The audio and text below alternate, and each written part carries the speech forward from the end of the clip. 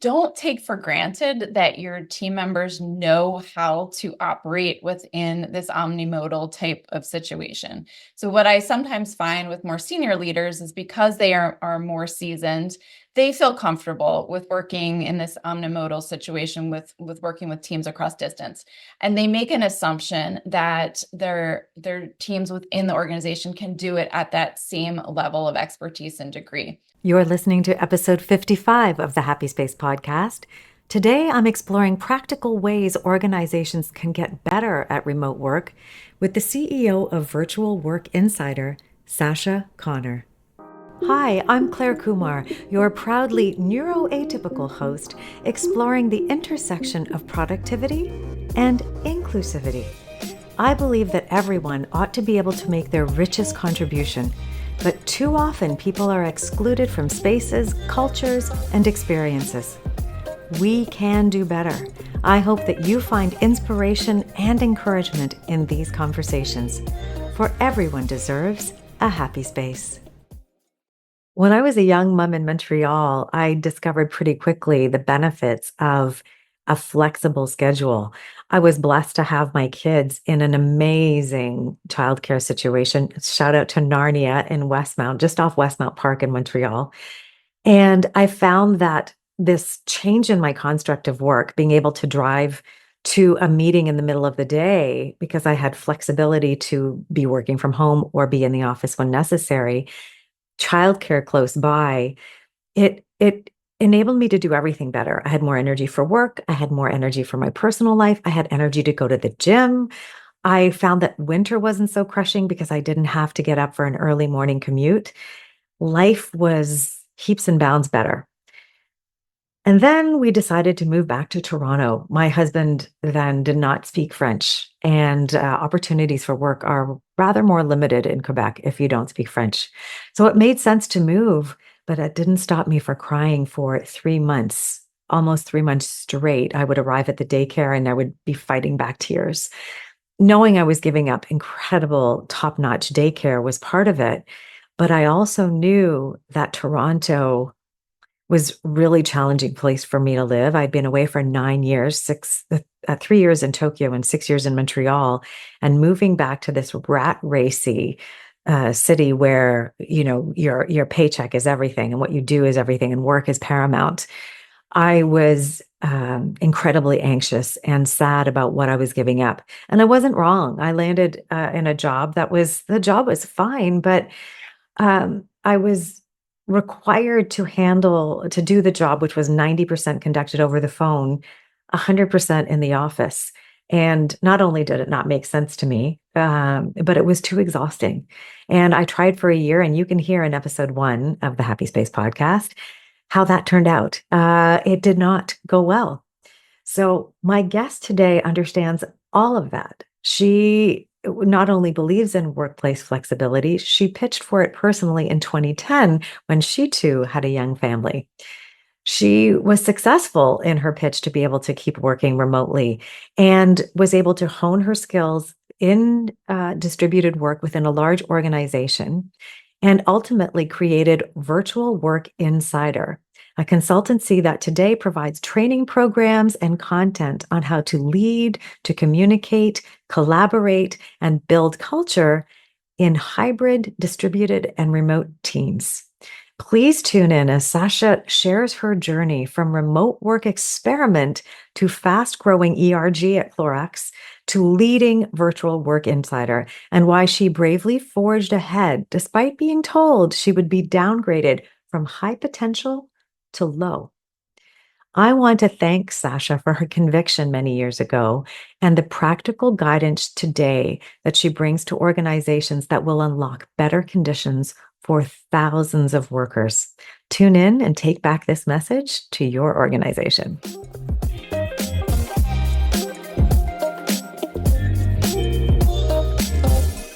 Sacha Connor, I'm thrilled to have you joining me today. Thanks so much, Claire. Nice to be here. I loved finding out about what you're doing and your incredible focus on helping organizations to get virtual, hybrid, remote work, whatever you want to call it, this distributed workforce. Would you believe that my first brochure when I started my consultancy around organization and productivity was making telework work? Back in 2008, terrible timing, no one willing to pay for it, but things have changed. So I want to start by asking you if you could describe for our listeners a little bit of your journey, how you got to be deciding that really helping organizations now in 2024, we're ready for it, right? So help me understand how you got here. So I'm actually a marketer by trade. So I started my career working in advertising agencies. So I worked for a small agency in the Philadelphia suburbs and then moved to San Francisco, where I worked with a much larger agency, and then finally went client side to the Clorox company. And that's where I was leading marketing teams, new product innovation teams, and sales teams. And my remote work story started back in 2010. And that's when my husband and I had our first child, my daughter, Nevin. And we were living in the San Francisco Bay Area. And I was commuting into the office for the Clorox company, which is located in the Oakland area of the Bay Area. And after having worked in the office there, commuting over from San Francisco for 6 years, we had our daughter and we wanted to move back to Philadelphia. That is where my family's from. That's where my husband's family's from. But I really wanted to keep my job at Clorox. I love the work I was doing. But at the time in 2010, working remotely was pretty unheard of. And so I asked what was a bold question, which was, could I keep my job, but do it from the opposite coast of the United States? And I had a good relationship with the chief marketing officer. And he said, okay, you could be an experiment. Let's see if you can lead your teams and do your job from 3,000 miles and 3 time zones away. And so that's what started an experiment of me relearning how to do absolutely every part of my job now from a distance. And so I spent 8 years leading what we now call hybrid teams and distributed teams while I was working fully remotely from the Philadelphia area. I love that. I mean, my background is working in telecom, and my first role when I had staff was a distributed team. I didn't have anybody working with me, and we didn't have any, this is how you do it. We just figured it out, and we didn't have video. So I was a little bit astounded at this whole conversation of what's difficult and why you can't do this and why you can't get promoted. I mean, it was a global company back in the day. So then subsequently, though, I ran into walls about, with leadership mindset saying, no, actually, for best collaboration, you need to be in person. For mentoring, no, that can only happen in the office. Some of the refrain that we've heard of now, what are you hearing in terms of, we can't do this? No, I need everybody back in the office. What do you think is behind that? I think we just need to look at the evolution of how this has evolved over time. So when you were talking about, I think you said 2008, it was called telework at the time. And so it wasn't something new that companies were doing in terms of working across distance. That's how I like to talk about it now, is just working across distance, whatever that means for your team. So some teams have forever been working in geographically distributed teams. They might not have had that word for it before, but working from office site to office site, or teams that are now working in what we call a hybrid work environment, which could mean, some people coming in and out of an office on a cadence on any given week or month, other people coming in and out of a different office, or you could be a fully remote worker working with a team that's coming in and out of an office, right? We have all of these flavors now of flexibility.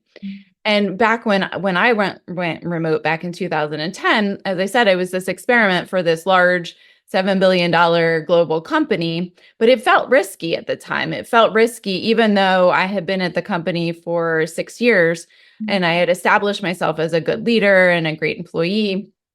It still came with risks. So, at the time, I was set with these expectations of, okay, you can move to Philadelphia, but you will never get promoted to director level or above because those roles need to be at headquarters.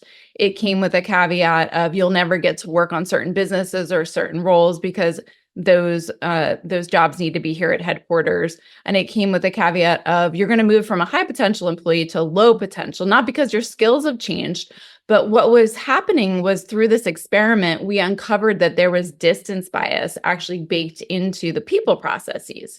So meaning, that that promotability was linked to potential, and those were linked to location. And so this was back in 2010, right, when they were telling me that. And so in my head, I said, okay, just get me back to Philly, but like, I'll show you that I can still lead my teams. I can lead new product innovation and ideation. I can work with the marketing agencies all from a distance. I had no idea how I was going to do that, but I knew that I was going to figure it out. I wanted to just pause there and just ask you what gave you that confidence, determination, just that conviction that you could do it. A couple of things. Well, first is that I really loved that job and that company. So I wanted to make it work. The second piece was that I did feel like they were giving me an opportunity to innovate in the ways that we were working, which felt really interesting to me in terms of not just that I was working in new product innovation at the time. So not just innovating on the products themselves, but innovating on how we innovate. So that was interesting to me. This makes so much sense now. It's like, how could you not listen to a fresh idea in that mindset? And lastly, I felt like there was a big weight on my shoulders that I needed to prove out that this could work so that other people would be allowed that flexibility. And I didn't want to screw it up for the future employees that also wanted to be more flexible. I mean, the good news is, and I'll jump ahead, is that I was able to change hearts and minds. I was able to get promoted to director level. I was able to get them to delink potential from location and promotability from location. It took several years to do that. But I know that there were also many people, even before the pandemic, that went after me in terms of being able to work fully remotely. So I knew it was possible to change hearts and minds. And so as you were asking me the question about today and thinking about now today with the mindsets, I knew from when the pandemic was going to when it happened, that when eventually offices would reopen and that people would get to come back into the office, that most large enterprises wouldn't be ready yet to go all the way to fully remote or virtual first. Some would be early adopters, but not everyone would be able to make that change. We were going to come back with some sort of different flavors of flexibility, as we're seeing right now, in terms of what makes sense for each enterprise, of where they are with the type of work they do, what their employees want and need, what the real estate portfolio is, where they are in their own, innovation processes, right? So that's why I was not surprised when we're seeing how, there's not a one size fits all policy for each of the enterprises. How much of it, though, with your success at Clorox, bringing this experiment to bear, had to do with the leadership mindset of those around you, the people you pitched to? I would say that there was skepticism, but there was willingness to experiment. And what I did in order to help with mindset changes was understand that this was a change management process. This was not about creating any sort of pressure to the company to change immediately. It was a reason why that I started what we called Orbit, which was an employee resource group to help build the skills to work across distance within the company. So I looked at ways in which to influence the C-suite through thought leadership, through the new ways of working that we were creating on the teams that I was leading. And this employee resource group was a big way in which for me to get a platform with the executive suite to talk about the future of work. I love how creative that is. So now you're outside of an organization and you're influencing. How much of what you developed there in terms of thinking about working with leaders and changing the hearts and minds, if you will, how much of what you were doing before is at play in the work that you do now? Are you working with leaders that are already ear to the ground, like, I know I need help? Or are you able to look at leaders who are, maybe offering some of those mandates that we've been hearing about and, kind of against the whole idea? How Virtual Work Insider is positioned, so that's the company that I've been leading since 2018. How we're positioned is we're here to help support you to lead better across distance, whatever distance means for that organization. So usually I get brought in after a decision has been made about what the workforce strategy is, whether that's flexible hybrid, structured hybrid, digital first, virtual first, whatever that is. Mhm. Because the skills are really very similar in terms of the skills that are needed to be able to collaborate and communicate and build culture and connection across that distance. And while we work with customers across industries, so I'm working with everything from Sephora to Allstate to Vanguard to Toyota, what we're seeing over and over again is that the same pain points exist in terms of where the skills are needed. So I like to talk to these organizations around becoming an omnimodal leader, meaning that you can be equally successful at leading and communicating, collaborating and innovating, whether you're fully in person, whether you're in a hybrid situation, or whether you are fully remote. Because these days, most people are even having to shift between those modes, even within a given day, based on the structure of the teams that they're within. Yeah, it's making me think of the certification I got to be a certified virtual presenter, or a speaker, right? And it's showing that there's competency. Is there anything, have you heard of anything that says you're a certified virtual leader? Is there, I mean, that's kind of what we're talking about, is to have that. Yeah, okay. Well, maybe there's skill development even to be a good leader in one modality, but now it's expanding it, and that's what you're offering, is understanding what a leader needs to be and the specific skills that leaders and team members need. That's one of the reasons I started Virtual Work Insiders, because while I was at Clorox, Clorox has an incredible training program. But Mm, what I realized was that most of the content that I was receiving as a learner within those training programs was built under the premise of being within earshot and eyeshot of my manager, of my team members. And yeah. when I was fully remote for those 8 years, I was listening to that training content through a different lens, saying like, oh, well, that doesn't apply in the situation that I'm in or that my teams are in, because we are in a distributed situation. And so I started to percolate like, okay, how would I teach this content differently based on my 8 years now, Mm. when I left Clorox, the 8 years of having to lead my teams very differently. And so that's why we've developed content that is all through that lens of not being co-located on a daily basis with your team members or your direct report or your manager. Yeah, brilliant, brilliant.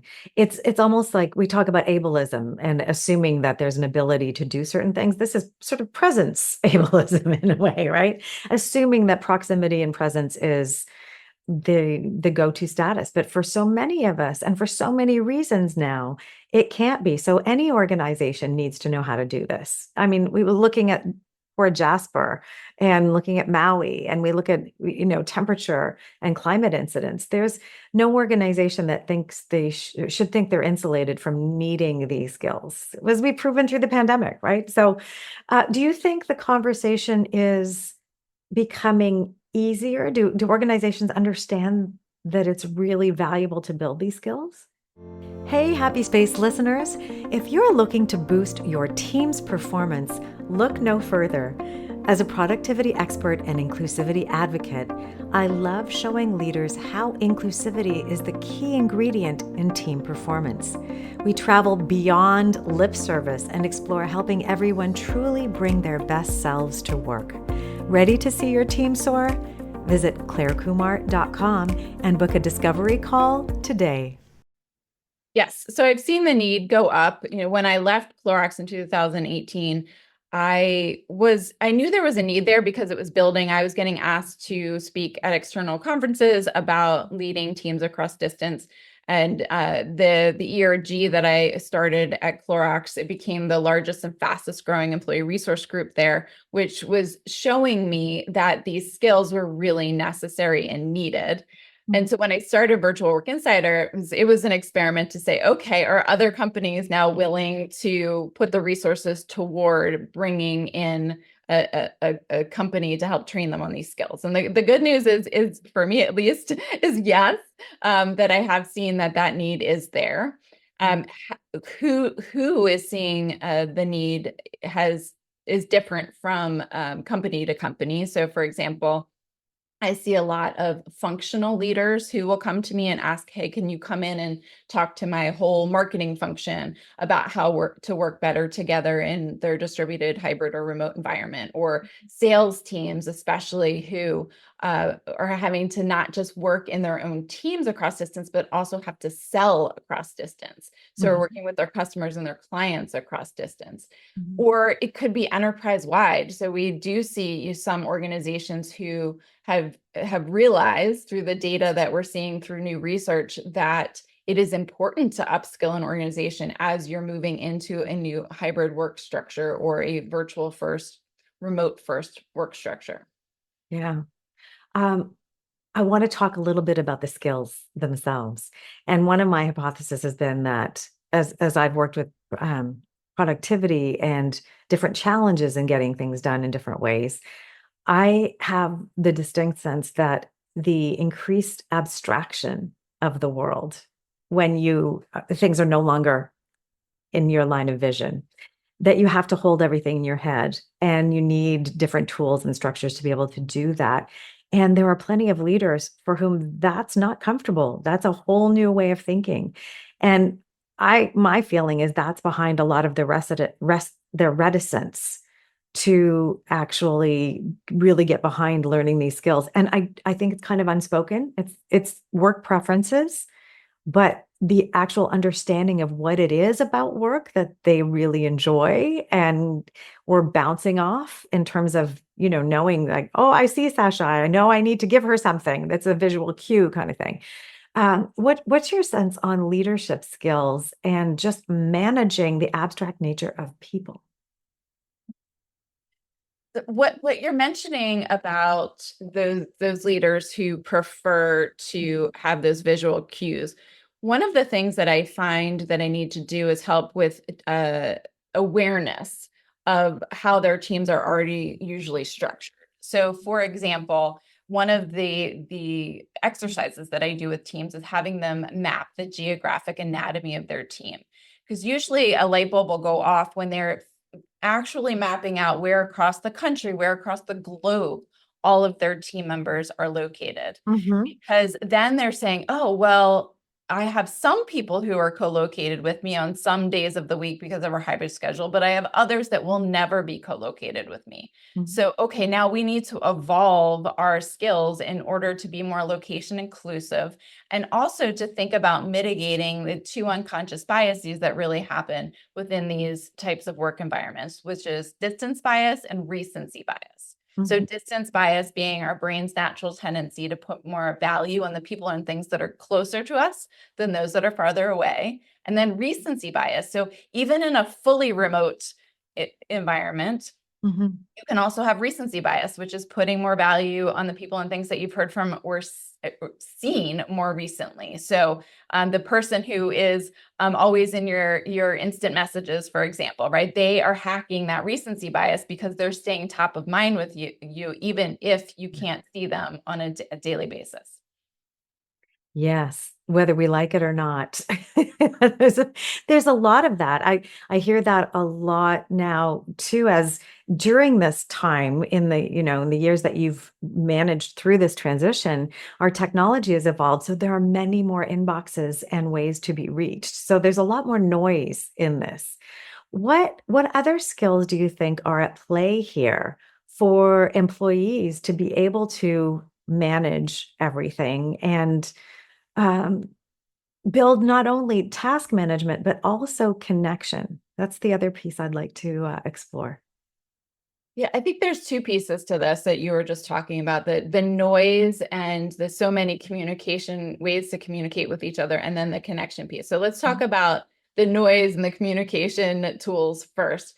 So Yeah. one of the things that I have been finding over and over again and again, there's been research coming out from McKinsey and BCG and Global Workplace Analytics about the importance of creating team working agreements, or sometimes called team charters, where a team can really start to codify what are our goals and our roles, what are our communication norms, how are we going to use async communication versus live synchronous meetings, because we have so many meetings that we're in back to back all day long. So I'm finding in the programs that we're being asked to do that the importance of helping teams to develop their team level agreements and to not just create them, but actually put them into action has become a big part of our practice in terms of helping to support teams. What I find too often is that even if a company is providing some resources for this, they might put it in a self-serve OneDrive or Cloud Drive somewhere, expecting the team leaders to go there to find it, to work through this themselves. But what I'm really finding is that people don't have the time, the capacity, or the knowledge on how to do this on their own. And so are needing some hand-holding to actually go through this process so that they can get to a common understanding with their team members about how they are going to operate in these distributed, hybrid, and remote environments. Well, it's one of those things that you know would be good to do, but it's not a pressing task. So do you prioritize this how are we working conversation, right? And I think the whole examination of how we work has really taken a back seat for many years. I mean, we've looked at relationship management and communication, but we haven't looked at how do you actually think? How do you process? And how do we do that on an individual level? I believe you have a tool to help individuals communicate a little bit more about their own preferences. Yeah, so let's connect that even to that connection conversation, Exactly. that Yeah. idea of connection there. So what we have seen across teams and industries that we worked with is that need for connection popping up over and over Mhm. again. So it's actually one of the reasons why I partnered with the Udemy Business Leadership Academy and Dave Ulrich, who is a renowned thought leader in human capital. And we created a cohort-based program called the Invested Leader Program.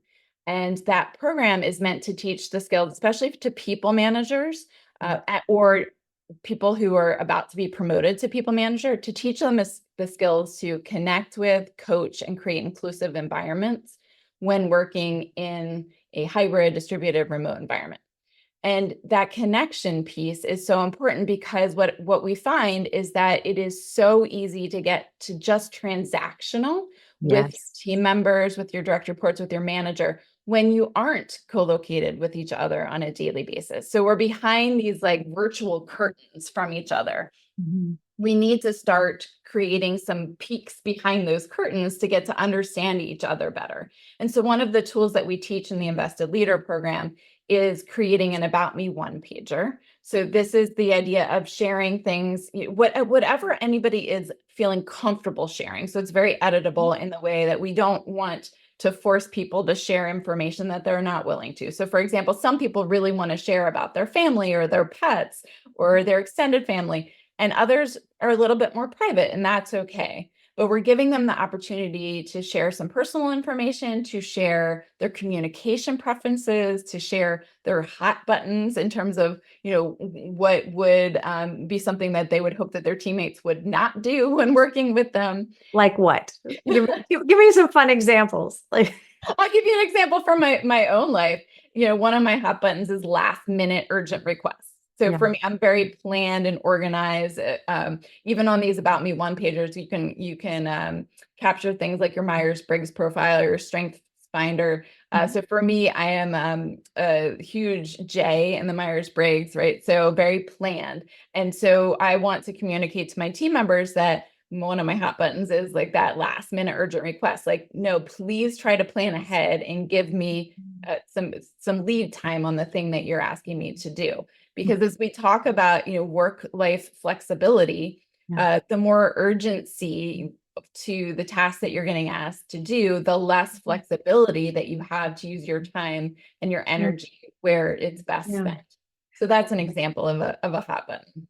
Yeah, no, that's a great one. I was thinking of the guy that was clipping his fingernails at his desk. That was that was a hot button irritant for me. But um yeah, this is I'm hearing of it in more places. The Biodex by Rajesh Anandan over at Ultranauts. Melody Wilding has, I think, a me manual, and I've developed the work style profile. So it's bubbling up in a lot of places, which has to mean that this is really important. And it's not something that existed before. I remember working actually in telecom, and I came up with the idea when I had that distributed team back in 2001. We need a way to learn about each other as humans, right? Because if we care about each other, then we can think about having each other's backs. If we're just a name and an email, we're not invested the same way. So we have to build that human connection. So the About Me page is a way to talk about yourself. What else is critical in terms of building connection? What do you see organizations doing that, whether it's intentional or with specific actions and structure, or is there a mindset piece as well that says, I value connection? Sorry, my cat is repositioning. Ellie, look, okay, I'm going to show you because it's nuts. Like Ellie is like firmly being part of Like this the light. and taking more of my desk as we speak. He has a whole carpet right here to the left, but no, not good enough for Ellie now. Sorry. Sorry about that. So tell me the mixture of, structure that you recommend and also mindset shifting around embedding connection in work. Mhm. So most of the organizations that we work with are highly synchronous organizations. So if I think about the Clorox, I came from a highly synchronous culture where we got work done through meetings. That's how we get work done. Yes. And when we were co-located together, we got work done through convening in a conference room together. And then over time, as people became more geographically distributed, those became hybrid meetings or even fully virtual meetings. Mhm.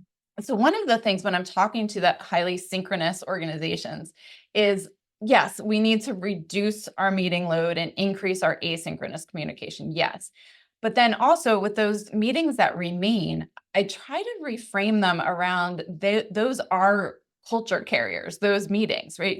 If you're a highly synchronous organization, where your culture is getting built or torn down is in your meetings. And that puts a whole nother level of attention to how you run your meetings. And so if we think back to even that About Me one pager, that is not a useful tool if it just sits in a OneDrive somewhere or sits in a tech tool somewhere where people can access if they want to, but it's not this living, breathing document that people are using actively. So for example, when we do our training programs where we might be teaching how to lead an effective, efficient, inclusive, and engaging virtual hybrid meeting, we will role model by having the team members having filled out their About Me one pagers ahead of time, and then using information from those one pagers to create some connection within the meeting. So we might start off with a trivia question about somebody to say, what is Claire's favorite hobby? Is it skydiving? Is it scuba diving? Is it knitting? What is it, right? And so it's starting to bring those artifacts that people have created about themselves, but bringing them to life in a way that we're connecting either synchronously in a meeting or using some of those tidbits asynchronously in a Slack channel to ask, a trivia question or something like that. And so figuring out how to build that connection into each of your touch points is an important intentional action that you need to do. Yeah, I firmly believe that. I was talking to one leadership team in a workshop last year, and we were talking about different strategies. And one person said, "Oh, I make sure it's part of everything that I do. Everything that I do, even in email, it's got connection thinking in the email, even in this asynchronous communication." So, I think it's both. When you come to think about organizations and some minimum time where people are coming together, potentially in person or at least in these meetings, What are you noticing that is there anything that people are coming to land on in terms of cadence and required? Like we need this amount of interaction, otherwise we start to fall away from each other a little bit. I think there's been a lot of experiment recently, which is great in terms of how often do organizations need to bring these cross-functional or functional team members together in person to continue to have that humanization, that feeling of connection. So Atlassian, Allstate, Zillow, they've all been putting out some of their data about the experiments that they've been running. So what's good is that we have some large enterprises that are experimenting and sharing publicly their data. So Atlassian, for example, has been sharing that they don't have any requirement to come into an office building. People can if they want, but they have been creating these cadences of bringing people together at different sizes of groups. So that's another part of the experiment to see like what size is too big versus what size is just about right. And they were finding that those in-person connections, that feeling of connectiveness can last up to 4 months Yeah. after being together in person, which is a really good piece of information to have. And I think that they were also seeing that for the people who are newer to the company or more junior to the company, that feeling of connection can start to dissipate a little bit faster.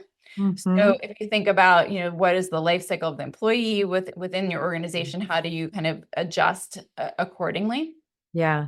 What's really important here too, though, is making sure that your team, your organization, your function has a budget to allow these team members to come together, to travel, to be together, to allow those moments of in-person connection that then can last as you go back to your own location.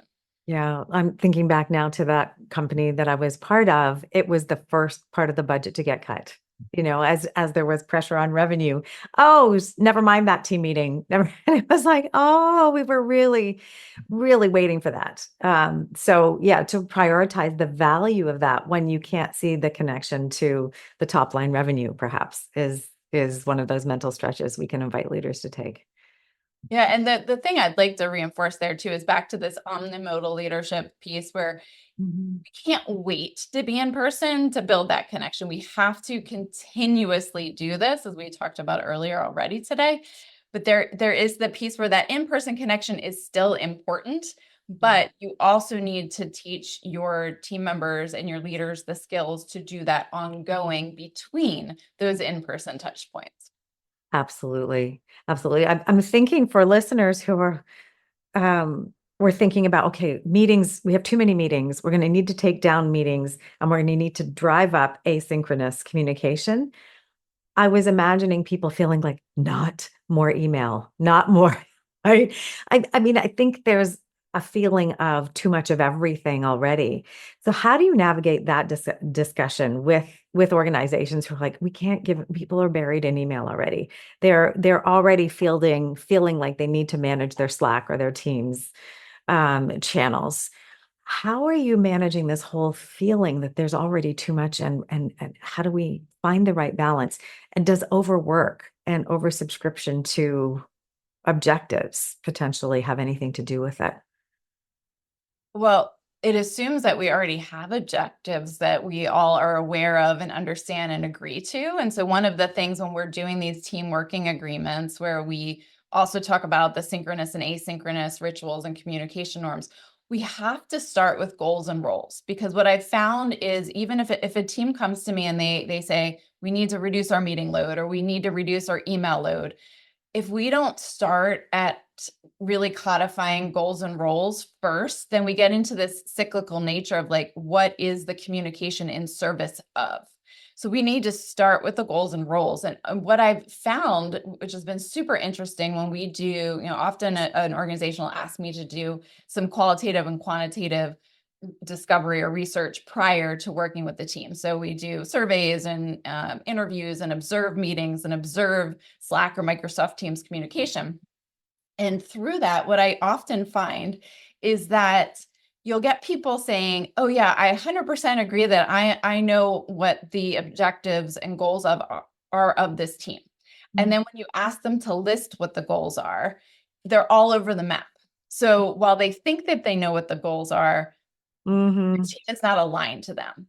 And so we have to start there in codifying what are the goals? Are we all in agreement with the goals? So that's another thing I sometimes find is that people know what the goals are, but they're not fully bought into them. Mm-hmm. So starting there. And then once we've got the goals and the roles assigned or codified, then we can talk about, well, what is the communication that we need to have in order to achieve those goals? What are the rituals that we need to have to achieve those goals? Well, what do you have set up right now? Is that working for you, or what do we need to adjust? Because a lot of times what we find is that people have these reoccurring meetings that they put into place, which is a band-aid or crutch because they need status updates on information and they don't know where to find it asynchronously. And oftentimes, what I find coming into an organization is that they do have a dashboard or a report or something that's already being created, and time and effort is being put against it by one function within the company, but the other function doesn't know it exists or doesn't know how to read it or use it. And so it's Wow. just bubbling that up to say, okay, well, this dashboard exists. Does this meet your needs to the other group? Well, Oh, look at that. okay. Yeah. Could we now remove that meeting? Right, right. And it's changing. I mean, people anchor in those recurring meetings. It's easier to add things than take them away. And it's easier to just keep going with what the regular practice was rather than redesign. And so I think this is an invitation to get a little bit uncomfortable, short-term pain for long-term gain, if you will. Yes. And to your point about people being overwhelmed with the amount of work and transactions and tasks that they have to do, what I see is it gets in the way of having the time to have these conversations to redesign. But when you have the conversation to redesign, an investment of time to free up time after the redesign. Right? Exactly. Exactly. But you have to be willing to step back and look at it and say, is what we're doing making sense? And good use of all the resources that we're bringing to bear. One of my areas of inquiry is around being more inclusive for marginalized populations. And I'm wondering what you've noticed in your work with respect to consideration for caregivers, for people with hidden disabilities, for people with all kinds of and maybe learning challenges or cognitive processing challenges. What are you finding in your work, and how does it fit into the conversations that you're having to be more inclusive? I think what we're seeing over and over again is that employees are looking for flexibility. So there was some great research that was done by the Future Forum that to me it was mind-opening, because for me I always thought about location flexibility, and for me that was most important because I wanted to relocate to be closer to my extended family so my kids could grow up near their grandparents and extended family. But what the Future Forum data was showing was that people wanted time flexibility even more than location flexibility. Mhm. They wanted to be able to own their time. And in these highly synchronous organizations, the more meetings you have back to back, the more expectations you have working across time zones where, back to being transactional, there's teams that I've worked with that didn't even realize that they were working with somebody who was in a different time zone than them and kept sending meeting invites for 7 p.m. The other person's time, and that person was not feeling comfortable or psychologically safe enough to speak up, right? Exactly. And so the more that we are are not being aware of each other's needs, the more that flexibility of your time, not just your location, but your time goes down, right? And that can lead to problems with engagement, and create some attrition within an organization. Absolutely. That's why that About Me page or the work style profile, the biodex, all of these tools help, but they have to be conduits for this conversation, the real personal stuff to be able to come out. And hopefully, this culture and talking about how we work invites people to ask for what they need. Do you find people are more willing to speak up and say that when you've started to work with organizations? Do you see an evolution in that? It's creating a safe space to bring up some of those location inclusive topics. So, for example, back to that mapping the geographic anatomy of the team. So, by me coming in as an external partner to them and helping them create their map, and then helping to facilitate a conversation about, okay, what is the insight that you had from this map of seeing where people are located by seeing what days people are coming in and out on their hybrid schedules of their local office? How could we be more location inclusive and helping to facilitate a conversation there? Yes, then that does provide some permission for people to speak up about what they need. I'm hoping so. I sense still a lot of fear in the workplace, fear of repercussion about talking about specific needs. And I was just wondering if you'd been noticing that. And it's very culture specific, very leader specific. And if leaders can start to model the vulnerability and that they need help, we start to see it then in the team be able to say, oh, I don't do well with 8 a.m. meetings either. Wow. All of a sudden there can be a real honest conversation about how we're working. I don't know. It's a big line of inquiry I have. And thank you. Thank you so much for sharing your observations. I'm very excited by what you're doing because in my own story, the ability to work remotely was everything. Flexibility. I have t-shirts that say flexibility is inclusivity, right? So it's such a point. So I'm glad you brought that up. Is there anything that you would like to leave listeners with as an invitation as they think about their own organizations, whether you're leading a team or whether you want to go and talk to your boss right now about, getting better at this? Is there any message you'd like to leave, Sacha? So don't take for granted that your team members know how to operate within this omnimodal type of situation. So what I sometimes find with more senior leaders is because they are more seasoned, they feel comfortable with working in this omnimodal situation with working with teams across distance. And they make an assumption that their teams within the organization can do it at that same level of expertise and degree. What I've been seeing over and over again with teams is that they really are struggling and they need the help and support and upskilling in this area. And so that is the way that we're going to get faster up this change management curve in terms of helping teams to work better together in their hybrid, geographically distributed and remote teams. So seeing that there is data saying that 75% of teams have not been skilled in this area. They have not tried to create a team working agreement that they know that would help them in the long run to operate better together. It still says that there is a big gap out there that needs to be filled. All kinds of opportunity for both of us. Congratulations, Sacha, on all the work that you're doing. And where would people best find you? It would be great if you find me on LinkedIn. So that's Sacha, Sacha Connor, Connor. I put out weekly content on leading distributed, hybrid, and remote teams. Also, our website is virtualworkinsider.com, and that's where you can learn more about our custom programs and also that Udemy Business Leadership Academy program called the Invested Leader Program. Amazing. So listeners, you heard it here, and you've heard all the insights that Sacha has from her deeply embedded experience as a remote worker for many years. Check it out and take it back to your team. And hopefully you'll get the flexibility that you need at your work to be able to be that productive team that you can be. Sacha, thanks so much for joining me today. Thanks, Claire. Thanks so much for spending time here. Check out happyspacepod.com for links to all the episodes, including on YouTube, our online community, and helpful tools for work that fits. I'd love to hear from you. Leave a comment on social media, or even better, drop a review. And please share with someone else who you know also deserves a happy space.